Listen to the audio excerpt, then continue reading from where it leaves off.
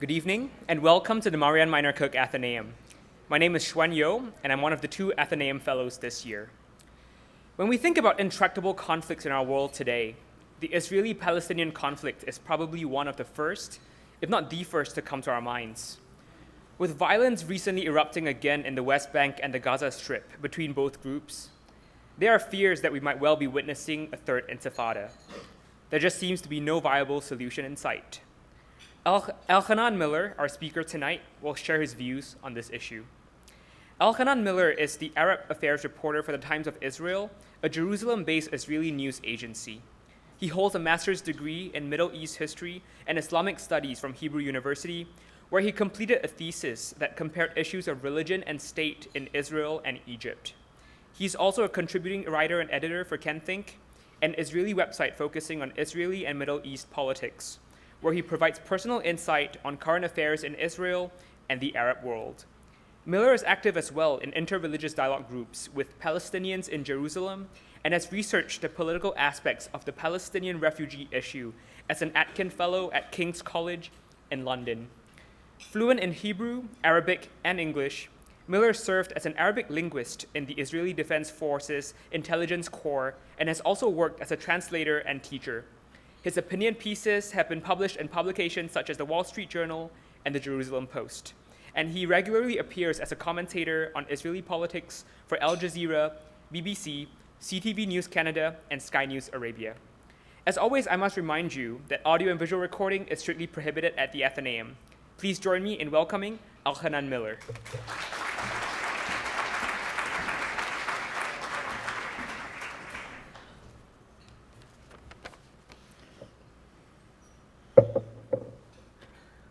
Good evening, ladies and gentlemen. It's an honor and privilege to be speaking to you tonight. I thank you for coming. It's a long trip from Israel, but nevertheless, it's good to be here. I hope my voice won't suffer too much from the journey. It's been acting up a little bit. On October 1st this month, an Israeli couple in their 30s, Eitam and Naama Henkin, were driving through the West Bank, coming back from a school reunion of the husband with their 4 children in the back seat. As they were passing through near the Palestinian village of Beit Furik, near the West Bank city of Nablus, they were ambushed by a car driving by, and the terrorists who attacked them stepped out and then shot the parents at point-blank range. Their children were unharmed, but both parents died.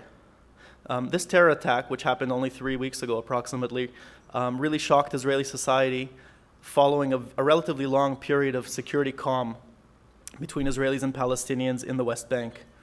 But this attack on October 1st began a wave of violent attacks between Palestinians and Israelis that is continuing to take place till this very moment, focused in and around Jerusalem, the capital, but not confined to Jerusalem. I mean, attacks have happened in other cities in Israel, and they've mostly taken the form of stabbings, centered around the knife as a symbol, as you can see in this caricature that I chose to display it on one of Hamas's websites. The script up on top in Arabic reads, "Jerusalem is a red line." So you have a knife marking the red line and a battered, tattered Israeli Prime Minister Netanyahu walking along that red line with 2 symbolic structures in the background, which I'll refer to in a minute. So as of 2 days ago, in this wave of violence, which we'll try to describe a little bit further, the death count, the death toll, has been 10 Israelis killed and about 127 wounded to various degrees. And the Palestinians have counted 57 killed and hundreds injured. Now, those numbers of 57 include the perpetrators. So the terrorists, in most cases, the attackers, have been killed during the attack. So that's the numbers that we see.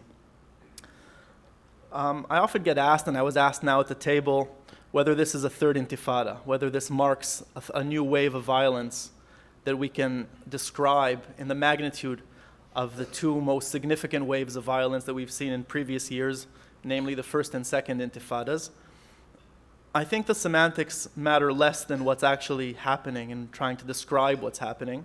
If we just look at the numbers that I've mentioned, on the Israeli side at least, not to belittle the loss and the tragedy of every person injured and killed, but when you take 10 people killed in Israel in the last month, more or less, and a few dozen injured, that's probably less than one suicide bombing bus attack in the early 2000s in Jerusalem, which is where I live.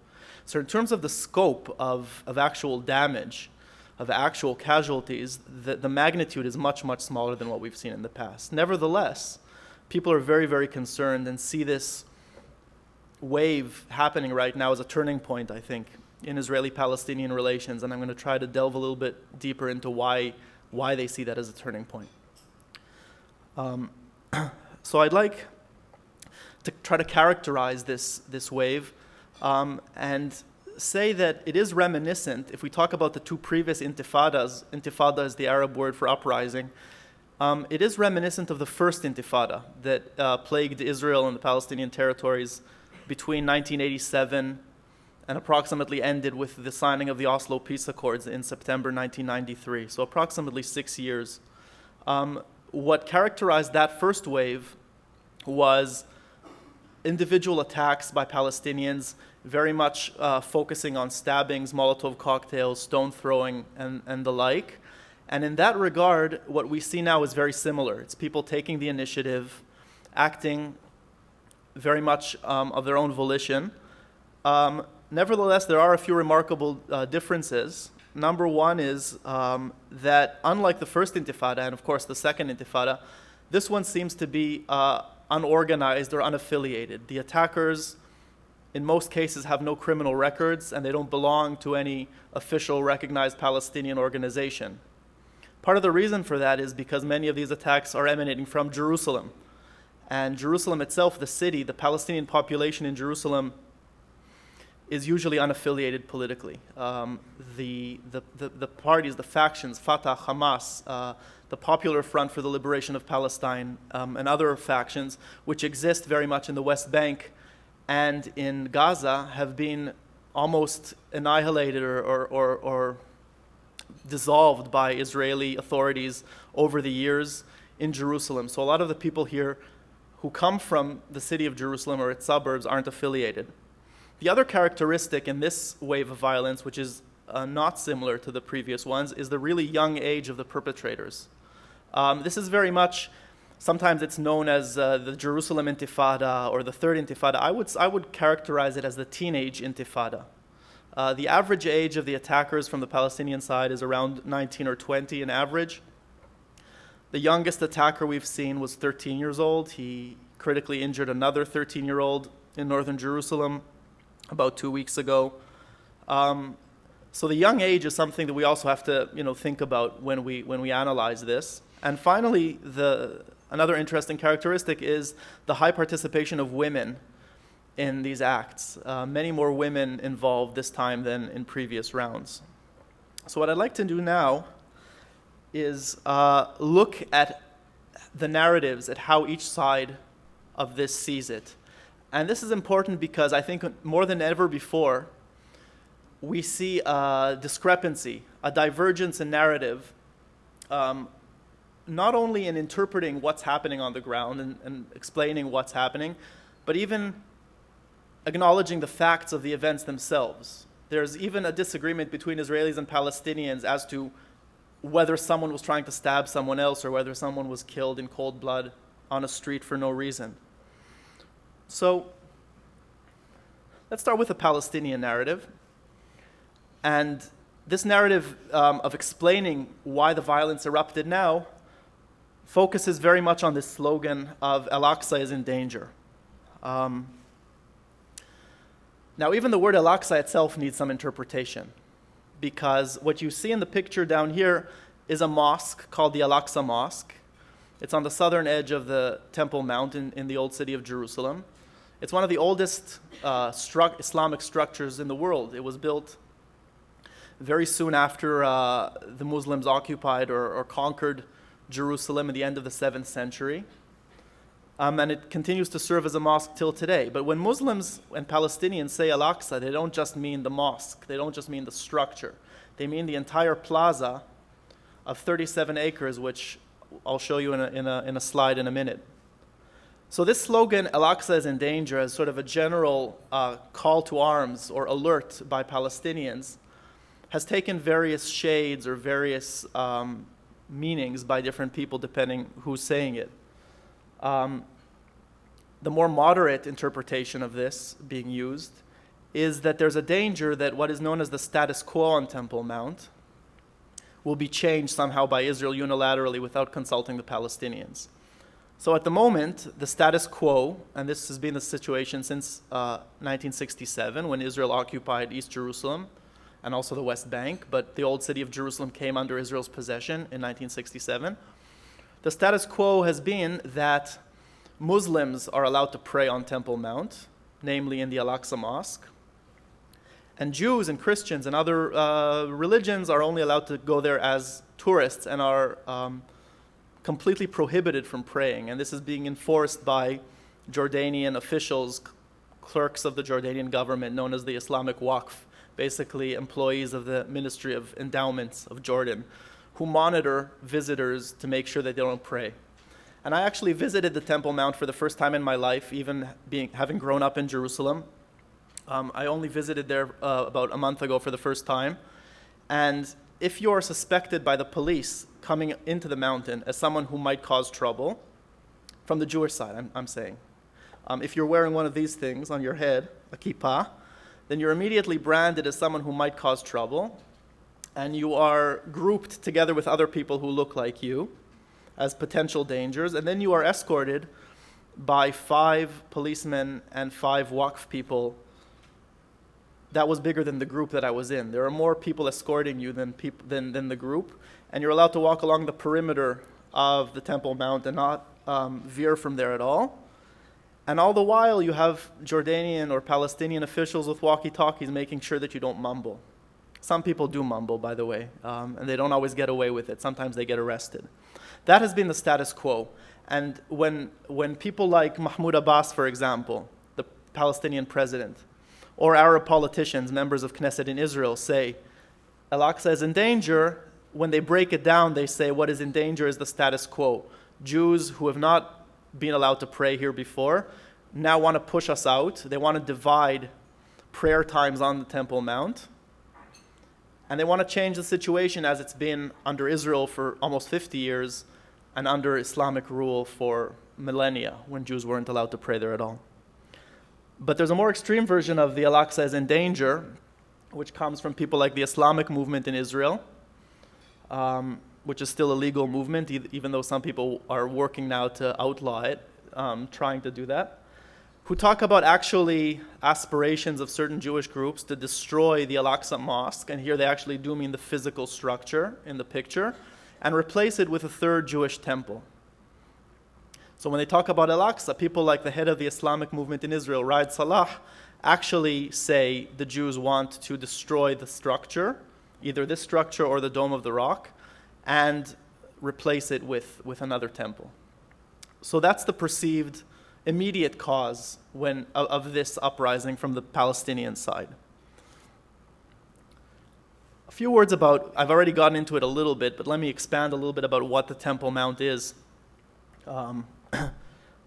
So here's a nice aerial picture I found.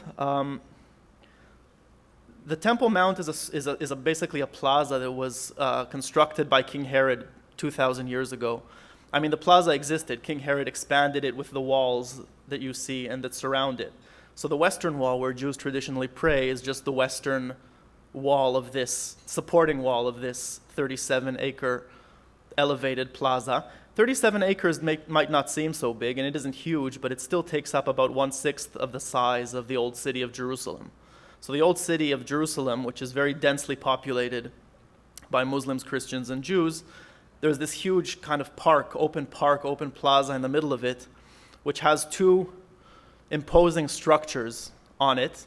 On the southern edge of it, and this is a view from the south, you can see the Al-Aqsa Mosque with the silver dome or the gray dome. And in the center, right in the middle of the Temple Mount, you see the Dome of the Rock, the beautiful structure, this hexagon with a golden dome on it. Both structures were built at the end of the 7th century by really the first Islamic rulers who ruled from Damascus, the Umayyads, built not much more than 60 years after the death of the Prophet Muhammad. So really one of the oldest structures in Islam. The reason why the Dome of the Rock is built where it is, according to Islamic tradition, is because that's where the sacrifice took place, and that's the foundation rock of the world. These are ancient traditions. These are ancient Christian and Jewish traditions that speak about the world being created from Jerusalem. So the Dome of the Rock is built as a dome structure over a central rock, which pilgrims are supposed to circle as they come to the site. And it was built very much to challenge or to imitate another very important structure in the Old City, the Church of the Holy Sepulchre, where Jesus Christ is believed by Christians to have died and arisen, and where people also circle the same structure. So this was what's called in archaeology an ambulatory structure, where you actually walk around the holy relic. So this is the Temple Mount. It's also the site, needless to say, where Jews believe, and there's archaeological evidence for this, that the two temples that were the holiest site for Jews existed. One that was destroyed at about 500 BCE by the Babylonians, and the second which was destroyed at 70 by the Romans. So this is a contested site. It's a site that is holy to, certainly to Islam and Judaism, and is very much a contested site. It's considered by Islam to be the third most important site after Mecca and Medina, and by Judaism to be the most holy site. So holy, in fact, that for many, many decades, really up until recently, the consensus of all rabbis was that you're not supposed to go up there because it's the place of the temple and we're not ritually pure enough to go up, which is why many people of my generation and older have never even thought of going up until really recently. Now let's talk about the Israeli narrative for a second. And the Israeli narrative, if I kind of distill it, and here I'm talking about the government narrative, the narrative brought forward by the government of Prime Minister Netanyahu is Palestinian incitement. That's the distilled word that you kept hearing again and again surrounding what's happening now. Basically, the argument went, there's no change in the status quo that I mentioned before. Nothing is happening. Yes, there were some Islamic provocateurs who were heckling the Jewish visitors and were removed, even permanently, from Temple Mount. And yes, some policemen have been allowed to enter Temple Mount, which was not the case maybe in previous decades. And it's also true that around the Jewish holidays, the age limit based on intelligence of provocations from younger Palestinians, the age of Muslims allowed to enter was limited to 40 or 50 years old if it's men, and maybe lower for women. But all these things don't constitute, in the eyes of the government, any type of real change in the status quo. As Prime Minister Netanyahu said last week in a public statement, following an agreement probably with King Abdullah of Jordan, the status quo is not changing.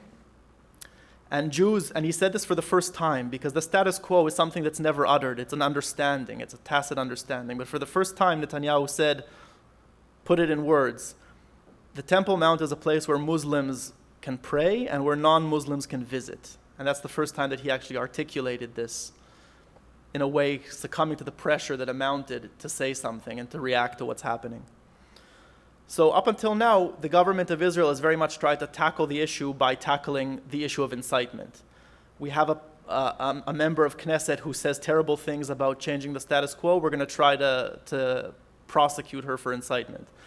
Mahmoud Abbas is saying lies about changing the status quo, then we're going to call him out for doing that. That was very much the strategy of the government up until now.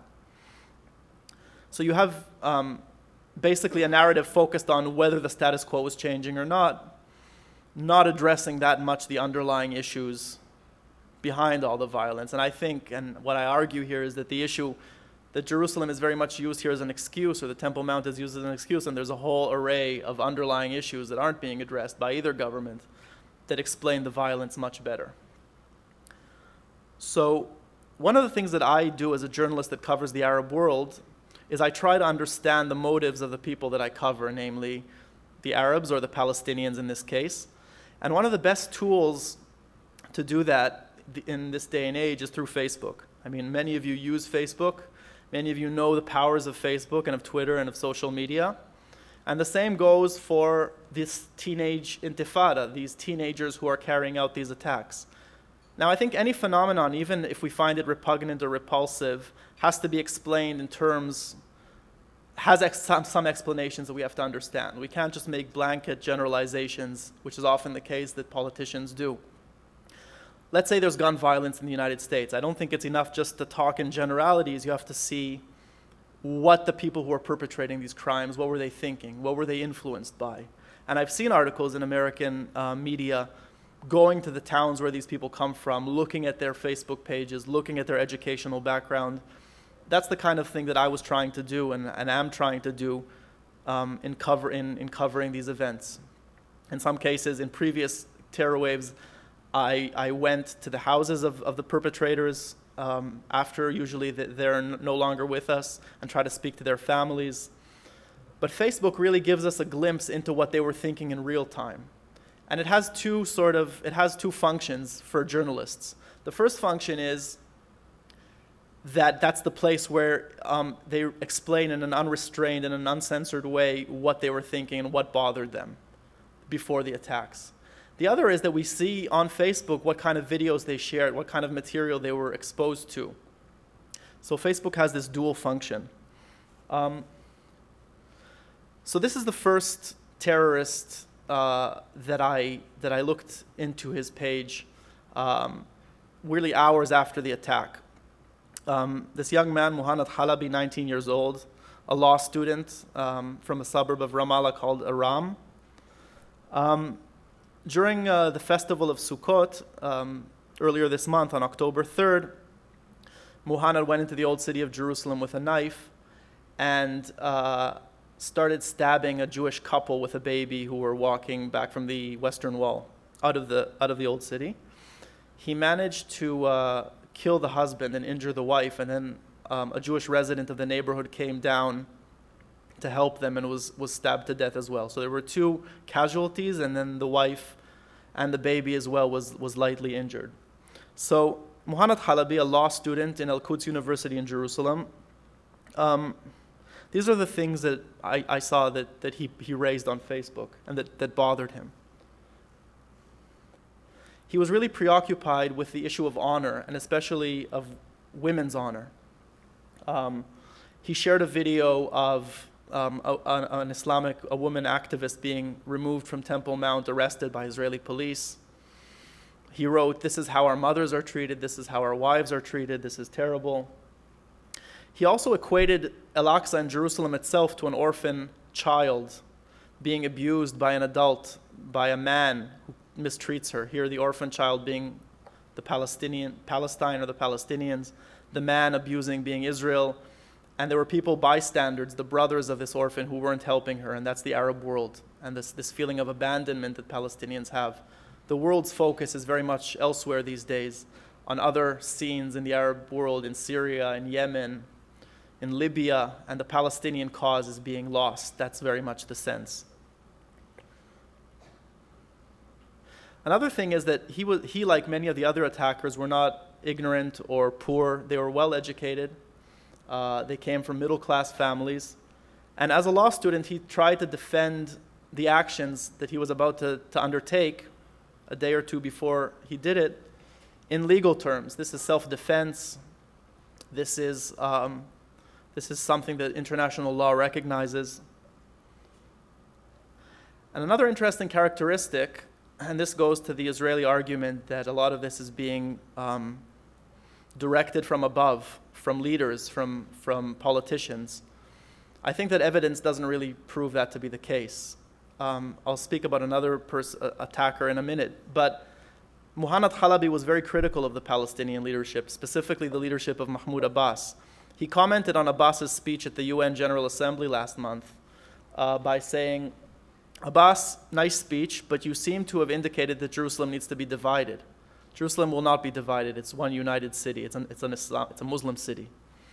Second thing he criticized Abbas about was Abbas seemingly foregoing the armed struggle and speaking about a peaceful resolution, a negotiated resolution, maybe a diplomatic isolation of Israel in the international arena. He said, no, it's not you who gets to decide. The people get to decide, and we have to continue the armed struggle. And another thing I think that we can't forget is the idealization of previous victims or martyrs. Just a few days before he carried out the attack, Muhannad Halabi attended a mock funeral of a young Palestinian who was killed in the Hebron area. And he really commented on, he shared a picture of the dead body of this martyr wrapped in shrouds, and he said, look how peaceful, look how blissful he looks. This is really the person we need to follow in his footsteps. This is Baha Alayan, 22, a graphic designer. Baha Alayan on October 13th took a rifle and went to the nearby Jewish neighborhood to where he lives and opened fire inside a city bus in Jerusalem, killing 2 people and injuring others. Like Muhannad Halabi, who I just mentioned, Baha was also very much distrustful of the Israeli side, but he focused a lot on the media. And you see him on the Sunday 2 days before his attack, frantically trying to set straight the narrative of the Israeli media. That Sunday, a young woman was badly injured when she set off gas canisters which were in her car. The Israeli police said that she was on her way to perpetrate a huge terror attack in Jerusalem and was stopped by a policeman who suspected her driving. And then she shouted Allahu Akbar and set off these gas canisters. Muhannad Halabi was frantically, she was from his village, and he was frantically saying, don't believe what the Israeli media is telling you, it's all lies, I just spoke to her brother, she was on her way to university, she had nothing to do with it. So you have this contested version of what happened, but also the sense that our voice isn't getting out there, that we have an efficient Israeli media, and that our version, even if Palestinian media is saying it or Arab media is saying it, isn't getting heard. That's one element of it. He was also angry with his own co-villagers. He was walking around his village, which is a suburb of Jerusalem, and he sees all the shops open and people going about their daily business as normal. Now, a general strike was announced in the Palestinian territories, and he says nobody's respecting that. People here have no respect for the lives of the martyrs on the Palestinian side who were lost. So he said, people, close your shops. There's no leadership here. There's no national leadership telling you you must close your shops. This is an act that you have to do because we have no patriotic leadership. And it's up to you to do it, to show respect. So he was very much disillusioned, as I said, with the Palestinian leadership. And one of the quotes that I picked up from his Facebook page said, as the violence was already going on, he joined it a few weeks into it, he was saying, the reassuring thing is that the leaders are out of the equation. The opportunists and those who love to appear on television screens will soon be marginalized. In other words, it's not the leaders who are starting this. This is very much a grassroots thing. This is coming from above. Nobody tells us what to do. The revolution is in the hands of the people. One of the most maybe chilling things that people commented about was a Facebook post that he wrote 1 year before he carried out this attack. So 1 year ago, he said posted something called a will of the martyr, sort of a will, and he said number one on the list of 10 things that he told his family or people to do was, I instruct the factions, that is the Palestinian factions, Fatah, Hamas, none of them should claim responsibility for my death. My death was for my homeland, not for you. Meaning I'm not dying for some sort of partisan causes, for some sort of political faction. I'm doing this for the sake of my homeland and for my people.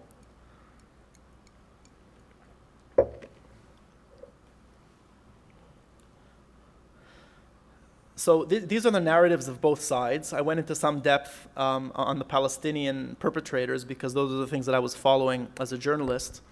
But I think that sometimes people don't really talk, they don't see it when they're involved in it. And I'd like to give a little bit of context to what's been happening and maybe try to explain the violence not only in terms of Al-Aqsa and Jerusalem, which is how people explain it to themselves, but also in terms of some of the bigger issues that are happening. So one issue that really needs to be taken into account is the collapse of the Palestinian political system.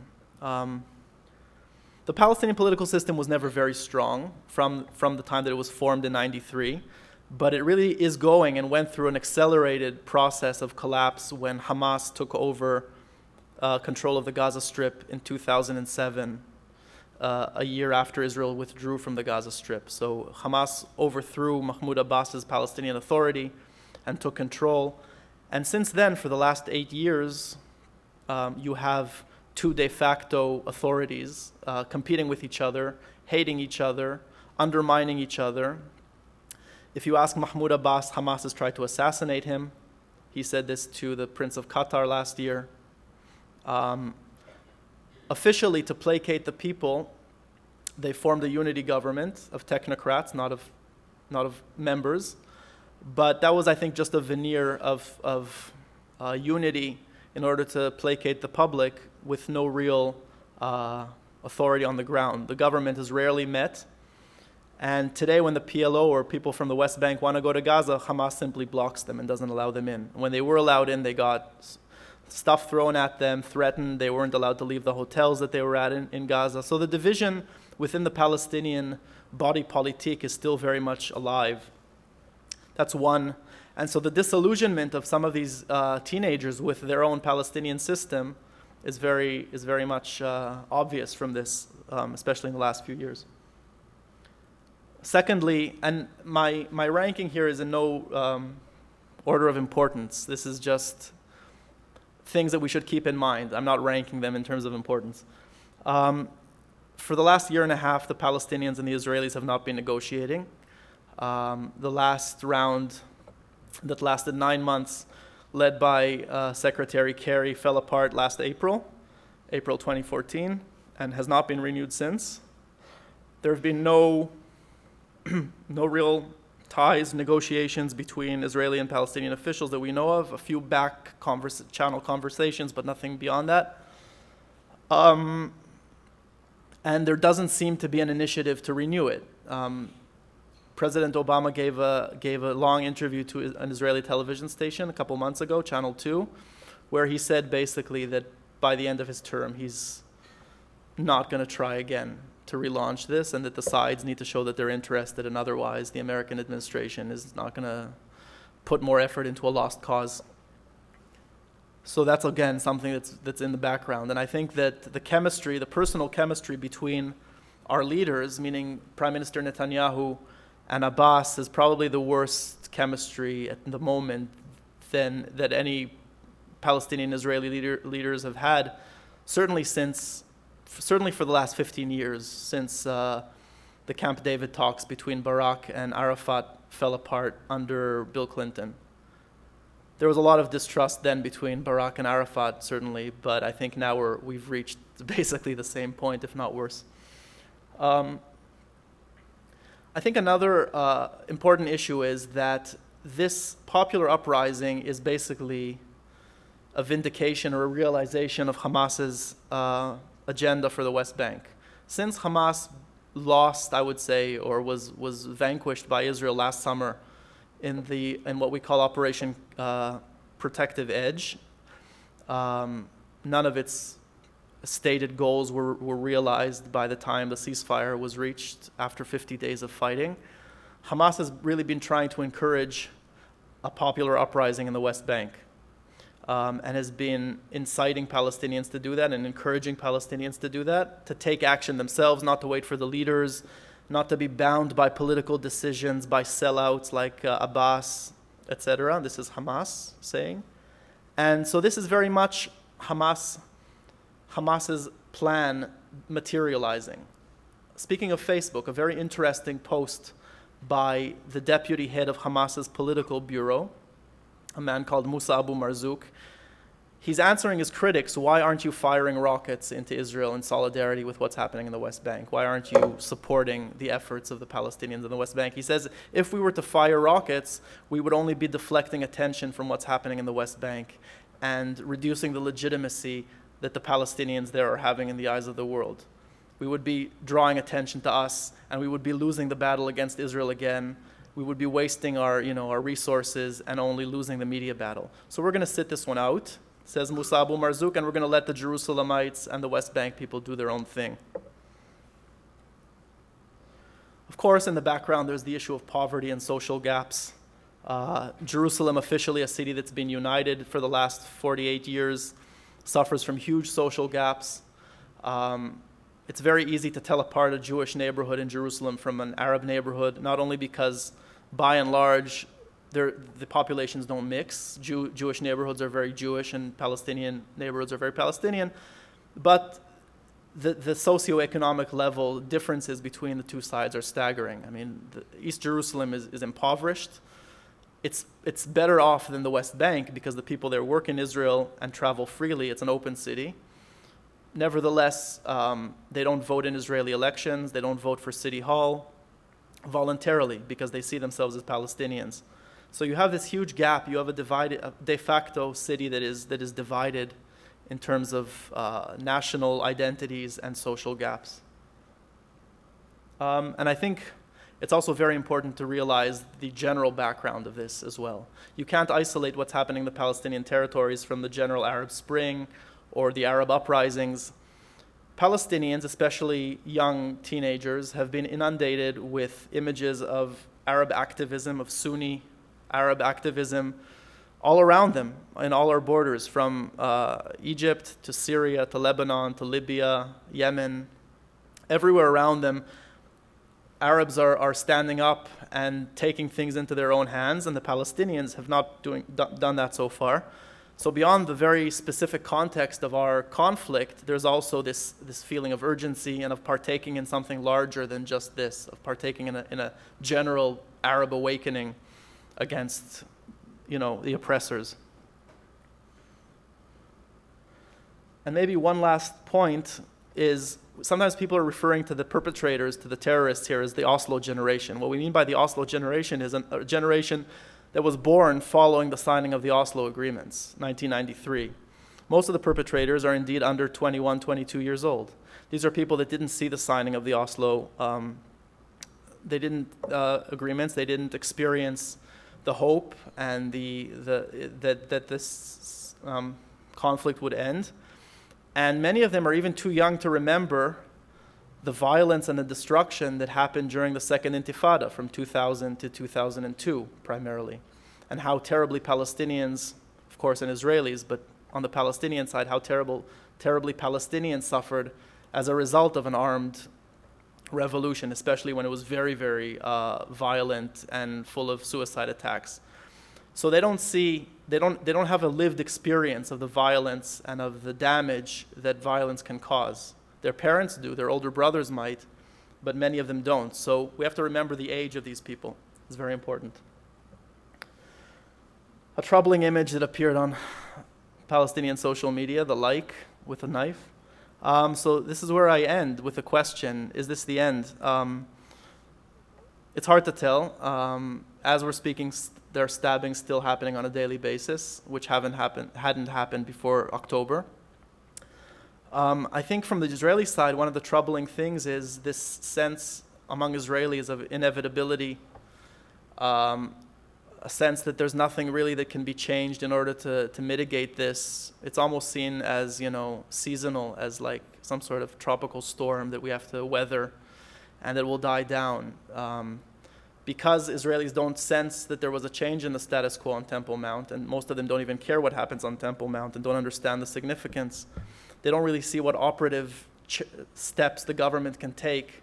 Even if they have much criticism of the government for other policies, they don't really see what they can do this time in order to, make the violence less acute. So a sense of desperation is certainly more pronounced this time. And I don't know exactly how this will end, given what it seems to be a certain lack of will, certainly in the United States, but maybe Europe is a little bit more interested this time around. So I think I'm going to stop here and open the floor to questions. Thank you.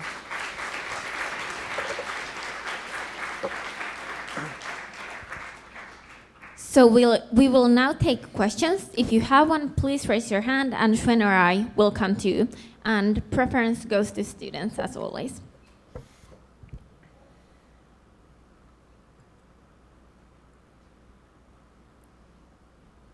So you mentioned President Obama and how he's sort of decided to sort of leave this towards the end of his presidency, to leave this issue and not really do much about it.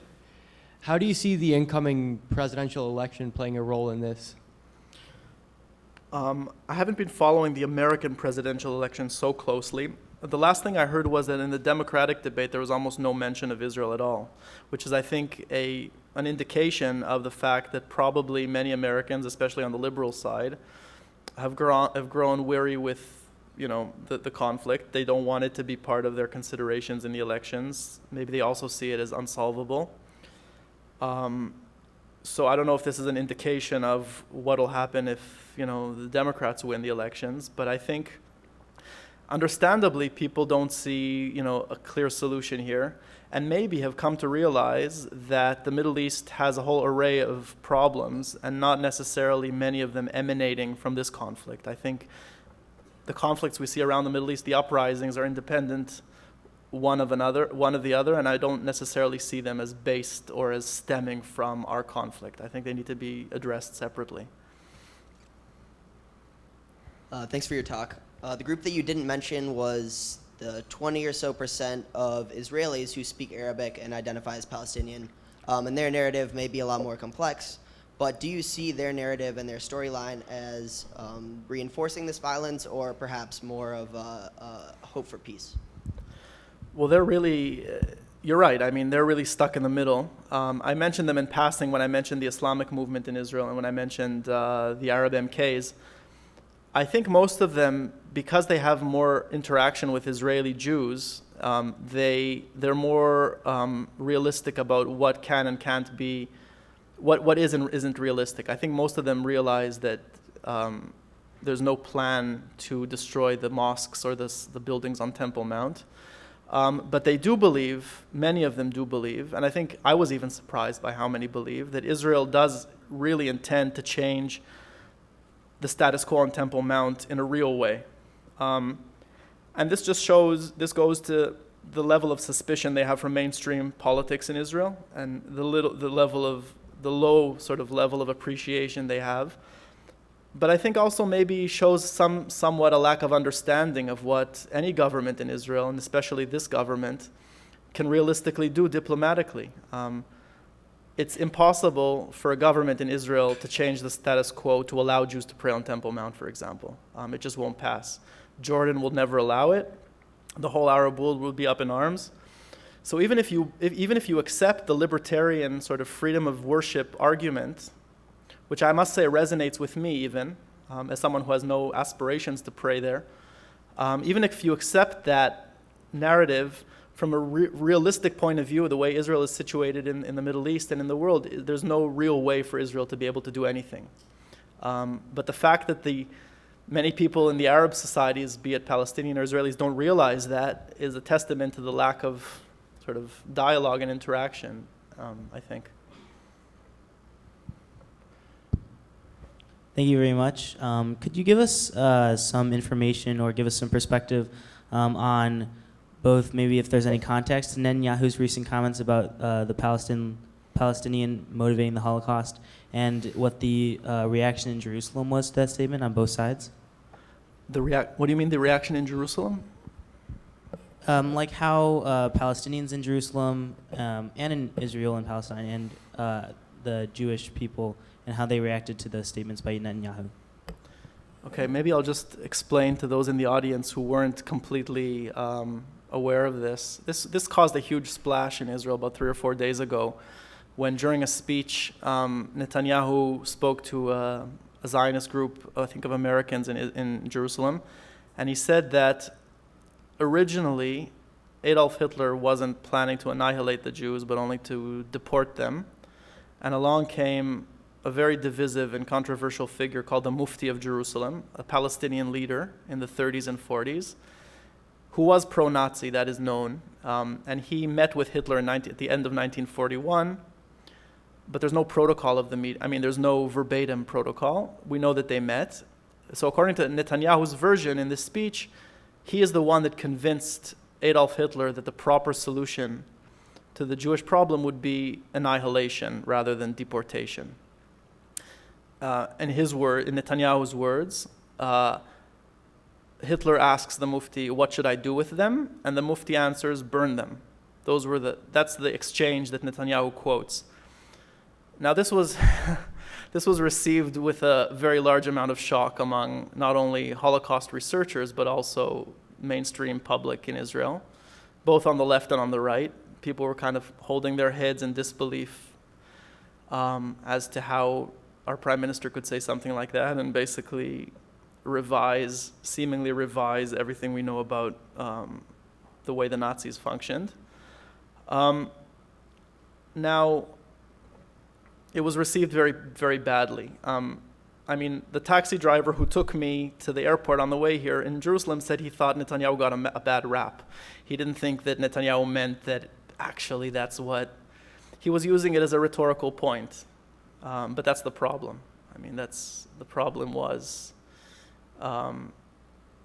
in his attempt to portray the Palestinians as intransigent and as associated with the Nazis, which the man was historically, but he wasn't the person to initiate the final solution, what's known as the final solution. So that was, I think, a very misfortunate statement, and the Palestinians obviously capitalized on it and said, look how crazy and radical he is, and he can't be reasoned with. So I think it'll be forgotten, or at least in the short term, people will move on, but I think it was a very bad move on his part. Yeah. Thanks for coming. I was curious when you were showing the perpetrators and sort of talking about this violence, what would you recommend Palestinians do to stand up for their rights? There's no Palestinian army. Their political system is shaky, and they're marginalized economically. How would you recommend someone trying to stand up for what they believe in, sort of get their message across? It doesn't seem like there's much for them. Well, I mean, it really depends on when you say Palestinians, which Palestinians you mean, because there's, under the people that define themselves as Palestinians, let's say between the Jordan and the sea, there's three types of categories of citizenship, I would say. The first is full Israeli citizens, and they get to vote in the parliament, and they live in Israel. The second category, I'll say on the other side, is people under the Palestinian Authority, people who are not Israeli citizens at all, but ruled by the PA, centered in Ramallah. And the third, which seems to be the most involved in this round of violence, are residents of Jerusalem, who are a middle category between those first two. On the one hand, they enjoy resident status, which means that they get full social and medical rights from Israel. They get medical coverage, social security coverage, and they get to vote in municipal elections, but they're not full citizens of Israel. It's a middle category. Now, those people have chosen first of all, they're eligible for citizenship. They can appeal and they can win citizenship if they choose. But for ideological reasons, which I don't want to question or, it's not for me to decide for them what they do. But they've decided to cast their lot with the Palestinian cause and not vote in municipal elections, and not and identify with the Palestinians to a great extent. So when you have a city hall, for example, which is completely Jewish because the Palestinians are boycotting the elections, then what you get is a skewed representation of the residents of Jerusalem. Jerusalem is a city that's divided 40-60. Almost 40% Palestinians and 60% Jews. City Hall doesn't represent that. Now, it's unjust that they don't get the same allocation of funds and that they don't get the same rights. But the sad reality of democracies is that when you have no representation, then your rights get eaten away by other people who are demanding budgets. So the people of Jerusalem specifically need to make a decision for themselves either a tactical or a strategic decision what they're doing. They can keep demanding Jerusalem be the capital of the Palestinian state, the future state, because under most of the negotiation rounds, that was the direction. But they might want to vote tactically and take part in the democratic process that they're eligible to in order to take care of their rights in the short term. And that's something that they haven't decided to do. And unfortunately, they get harmed by it. So I would say that the struggle has to do with what type of citizenship you belong to, I would say.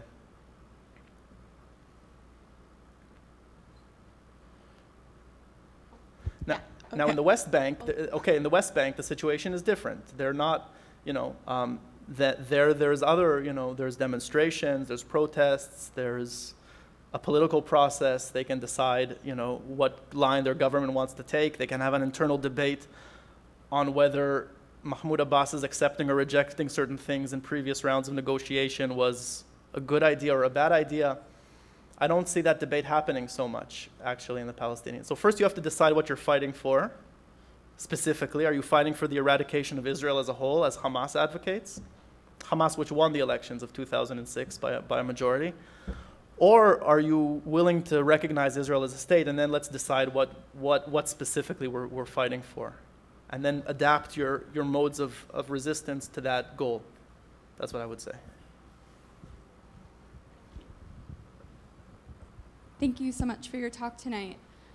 So as you mentioned, one of the reasons for this new spate of violence and kind of the cyclical violence is these feelings of disenfranchisement that Arab citizens of Israel and other Palestinians in the territories have, and their sense that it's intractable and nothing's going to change.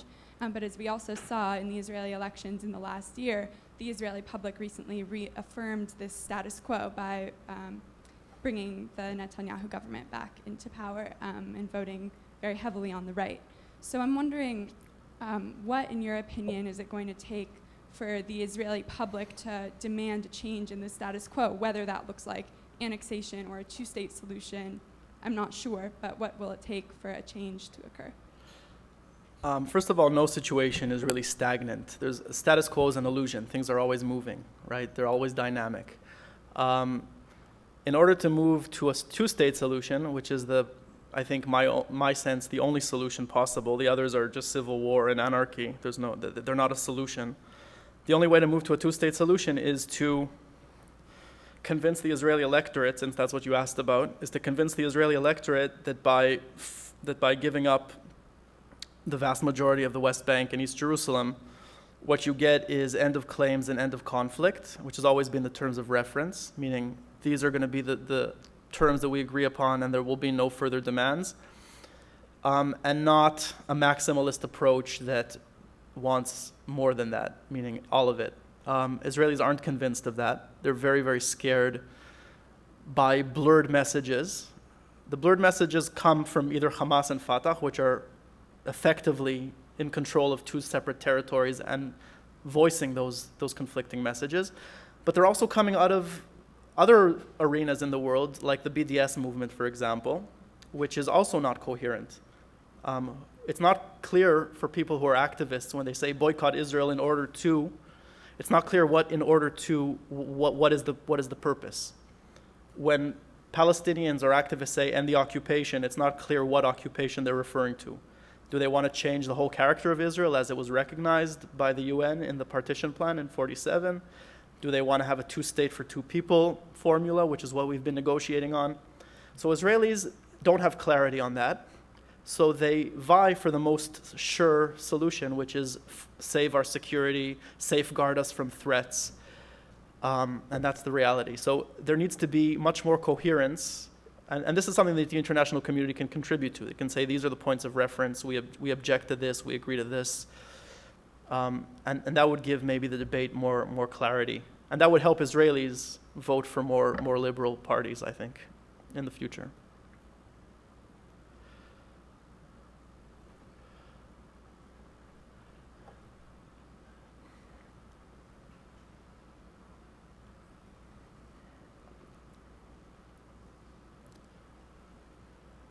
Hi, thank you for coming.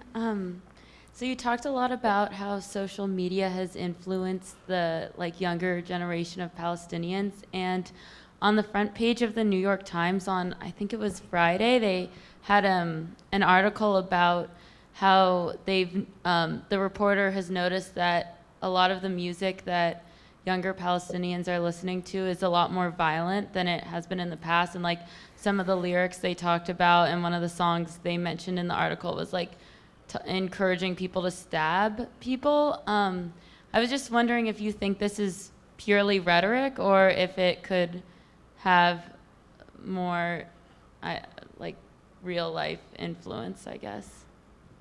I don't think it's pure rhetoric, because we see the effects of it. We see people actually stabbing people on the streets every day. So it's certainly not pure rhetoric. The question is, it's like a chicken and an egg question a little bit. Is the music a function of the culture that's prevalent and encourages this, or does the music reinforce? Probably both. I mean, it's cyclical.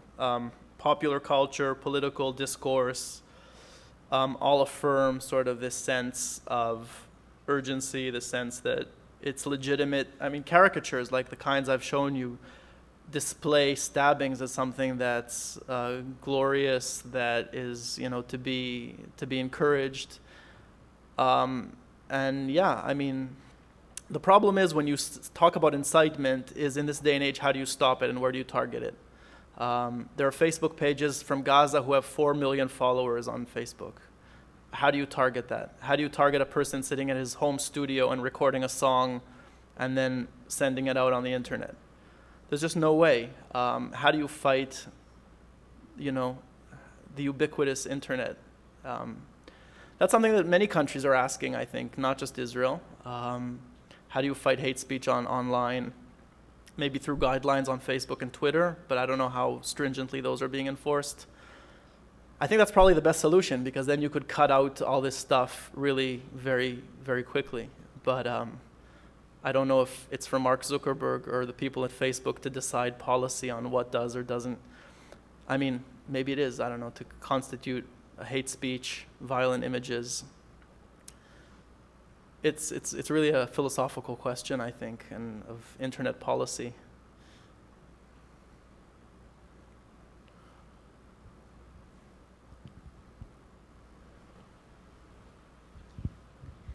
Thank you so much for your talk. So you mentioned that most of the attacks have been perpetrated by individuals under the age of 22, and you referred to them as the Oslo generation. So I was wondering what the internal response was within the Palestinian communities of perhaps older generations, or the parents, older siblings, etc., of the terrorists. Mm-hmm.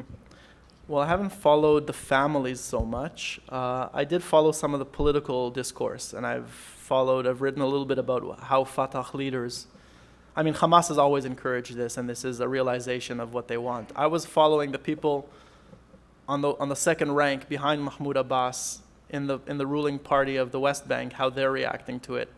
And it's quite startling, I have to say. I mean, Mahmoud Abbas has spoken out against violence, and I think he is genuinely against the type of violence we saw in the Second Intifada. But you find almost no other leader speaking out, and even he doesn't do it on principled grounds, as it is wrong to target innocent civilians in a terrorist act. People who are very senior in the PA and Palestinian Authority are saying this is glorious, we have to imitate them. Jibril Rajoub, who was the head of Palestinian security in the West Bank, said that this will of the martyr that was published by Baha Alayan should be taught in schools, should be disseminated. So it's very worrying. I mean, Mahmoud Abbas is an 81-year-old chain smoker who will not be on the scene for very many more years.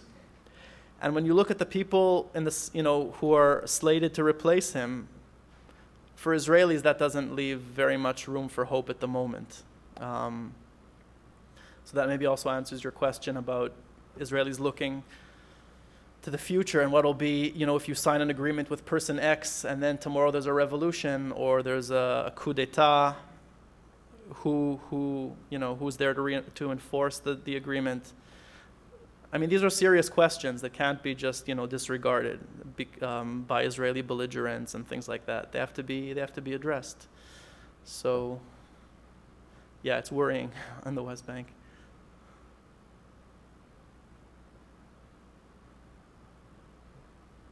Yeah, Professor.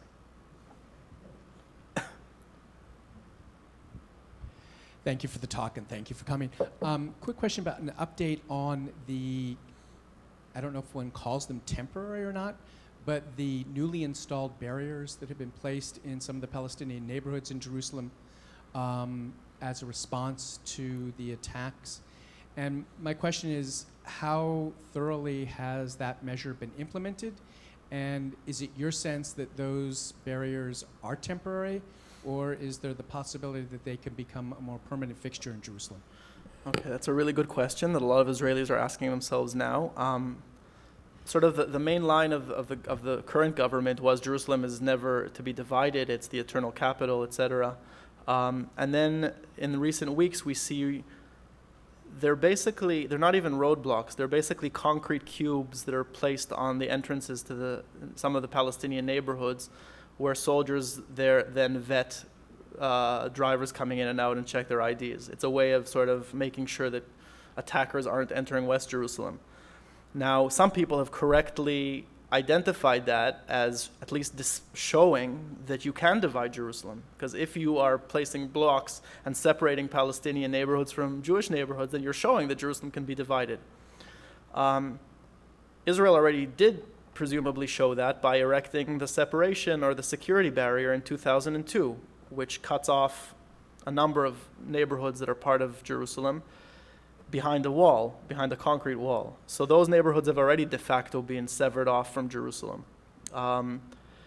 That's why. So first of all, I think that these cubes are going to be removed once things calm down a little bit more. They have been placed in the past, and they're sort of they're periodical. They bring them, they remove them a few days or a week later, they don't stay. But they do prove that you can, if you want to, seal off neighborhoods. But these measures have been severely criticized by people on the ideological right, both in the Likud party, the Prime Minister's party, and people in City Hall who are from the right, who say, Netanyahu, you're showing people that Jerusalem can be divided. You're actually dividing Jerusalem, so stop doing that quickly.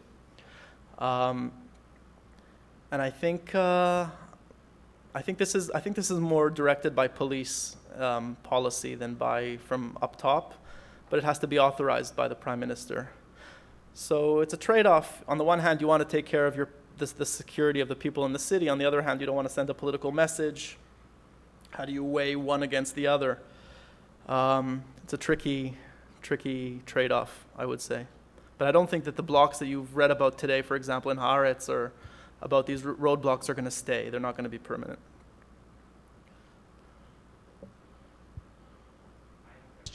Sure. So I understand that in your work you actually worked on creating interreligious dialogue between the Palestinians and the Jews, and I was wondering if you could talk more about that and how you think more of such interreligious dialogue can actually happen today. Less so in my work, more as a student, so it's been a few years now. Dialogues like this go on all the time in Israel and in Jerusalem specifically. We do share spaces. I mean, Jews and Palestinians don't live in the same neighborhoods. That's also changing, by the way. But they share many spaces. They share the university campuses. They share courts. They share hospitals, both as patients and as doctors from both sides. They share, higher education. They share the street. You go to Jaffa Street in Jerusalem, you see many headscarves, and there have been actually infrastructure changes in Jerusalem that enabled that process. A few years ago, a light rail, a tram was built in Jerusalem that connects Palestinian neighborhoods into West Jerusalem and allows a huge amount of Palestinians to enter freely into West Jerusalem. Highways, for example. So there is a shared space, and there's a need from below to have these sort of dialogues. People feel that they don't know the other side well enough. Sometimes it's even the language barrier. People who have Palestinian high school diplomas and want to live in Jerusalem and study in Jerusalem need to qualify and need to study Hebrew. So there's institutions springing up to teach Palestinians Hebrew. Unfortunately, I mean, the opposite is also true to some extent, but it's more of a fringe phenomenon. It's a bit of a hipster kind of Jews wanting to learn Arabic because they don't need it as much as a tool for daily life. Jews don't need Arabic to get along, whereas Arabs, Palestinians need Hebrew as a tool for employment, for buying things. The Palestinian economy is very much more dependent on Israel than the other way around. So dialogue, I think, is always good. I think it's a way of mitigating violence, even if you don't reach political agreements, which is rarely the case that Jews and Arabs can reach like a documented solution, from my experience. But once you speak to someone and you hear about his or her fears, narratives, then you can't demonize them as easily. I don't think that somebody who spent 7 or 8 months speaking to an Israeli will go and stab an Israeli on the street. That's my belief. And that's why these things are important and should be encouraged, even in the tough times. Unfortunately, that's all the time we have for questions for tonight. So please join me in thanking Mr. Miller for his speech. Thank you.